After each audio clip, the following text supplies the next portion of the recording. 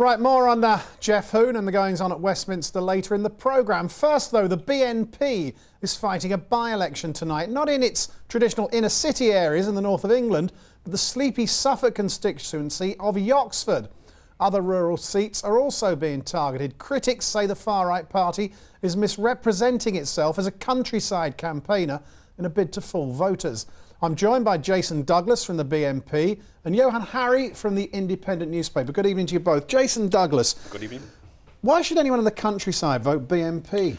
Well, Richard, this by-election in Yoxford today up in Suffolk is a by-election that come about a month ago. Our candidate, Paul Goodchild, excellent candidate, put himself forward and has put his credentials to the people of Yoxford. Obviously, our main policies are immigration and the asylum issue. But regarding to Yoxford, there's the what's that got to do with a local council election? Yeah, well, if you get me to the point, Richard, the main concerns Paul Goodchild is campaigning on is the council tax hike, which has hit a lot of the elderly people. There's a huge elderly population in Yoxford, so that's been a major issue. And also the hunting issue, obviously an issue that affects the people of Yoxford. What about the accusation you're trying to pile in on the back of the Countryside Alliance? I've seen the newspaper you've put out down there. It's like Tales of Beatrix Potter. You wouldn't know the BNP were involved in it at all.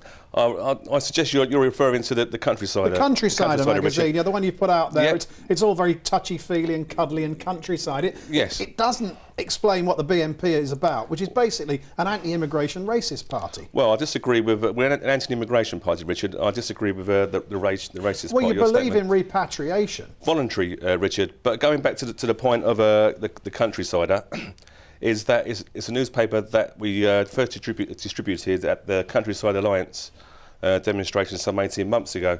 Now, as I said to a colleague of yours earlier, I would say probably 6 to 7 people out of 10 that I gave this paper to were thumbs up and very supportive of us.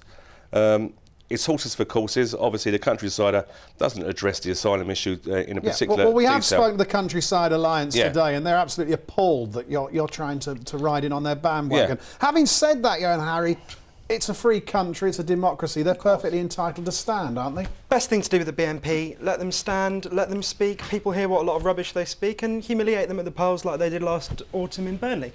Wherever people have been foolish enough to vote for the BNP, they very quickly at the next election retract it because they see what a Nazi rabble they are. I mean, to claim they're not racist.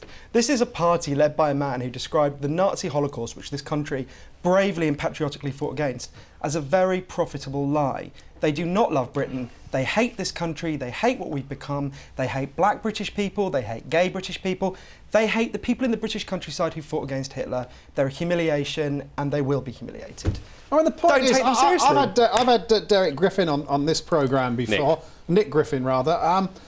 The point about it is that it seems like you all seem to have some kind of conviction for racial offences. I mean, well, this guy is a convicted football You've got hooligan. one for using racial abuse at Orient. You've got a life ban from the ground. No, that is totally untrue, Richard. Are you suing the Evening Standard for saying it?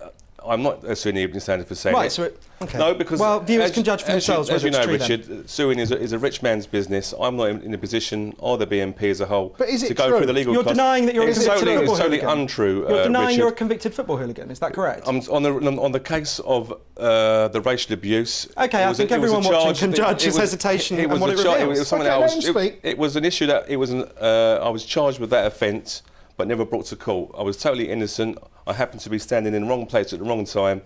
It was some 2 or 3 years ago. Funny how no other party has people who are standing in the wrong place at the wrong time. The Labour Party, the Conservative Party, they aren't full of people who are standing in the wrong place at the wrong time. This case, I mean, Johann, you're sort of stepping on very thin ice here, because you're innocent until proven guilty. As opposed to Holocaust denial. The case never come to court, so really, I've got no question, no answer to question. So you're not banned from Leyton Orient Football Ground for using racially offensive language? I'm not banned from Leyton Orient Football Club, and indeed, Richard, I'm a season ticket holder at Leyton Orient, which is a totally separate issue, and I'll go every other Saturday, and I'll be there Saturday. Do you deny that your leader described the Holocaust as a very profitable lie? I'm not going to comment on what Nick because Griffin he said it. has said or hasn't said. He said it 3 years ago? Far too often, Johann, We're talking about modern-day Britain, with the issues that are facing Britain today, i.e. immigration and massive... Sure, I'm happy to discuss and it. Let's, I mean, we all know what the BNP stands for. We've done it enough on this programme before. We've looked at their manifesto. The only thing that distinguishes them in many areas from the Conservatives or David Blunkett or the Liberal Democrats on a whole bunch of issues. If you look at the Countrysider, it could have been written by Prince Charles. It's anti-GM crops and whatever. Sure. What distinguishes them is the anti-immigration and the repatriation and the blatantly racist message. Do you think people in the Countryside are aware of that? I don't know, you'd have to ask people in the Countryside, but I do think journalists like you have to accept some responsibility for this. Nick Griffin described you as his favourite journalist. You know, you've got to... Well, that's not my fault. No, it's not your fault at all. I'm sure the Socialist Workers' Party like a lot of what you write. I mean, that's smear by association. I'd be very surprised if the Socialist Workers' Party liked anything I wrote. But the fact remains, the same lies the BNP peddle, you peddle in your column every week.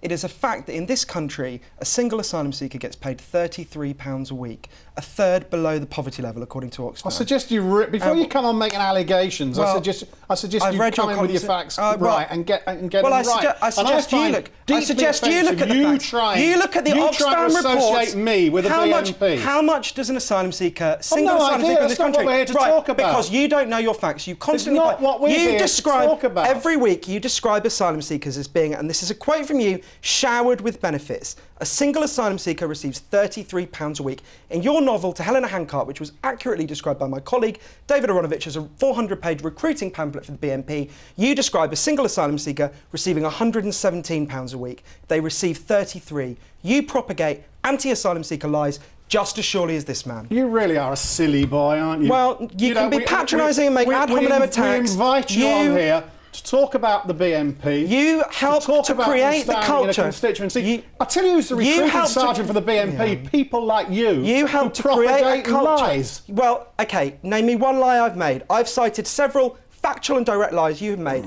Name me one lie I've made. Accusing me of being a recruiting sergeant for the BNP. If you've actually read propagate the lies? What I've written about the BNP, I've described them as knuckle-scraping scum in my column. Yeah, and yet you create a culture where they can spread by feeding the lies on which they feed. Do you like Richard Littlejohn as a journalist? I think this is absolutely academic. Well, we haven't come on here. Do you like his writing? We haven't come on here to have an argument about me. Your leader's a great fan of his. We haven't come on here to have an argument about me. With the fact that you don't want to discuss your responsibility. You've let yourself down. We asked you on to talk like a grown-up in a proper way. You know, you can be as patronising as you like. I pointed out to your viewers the lies you tell. Let's look at some of your emails.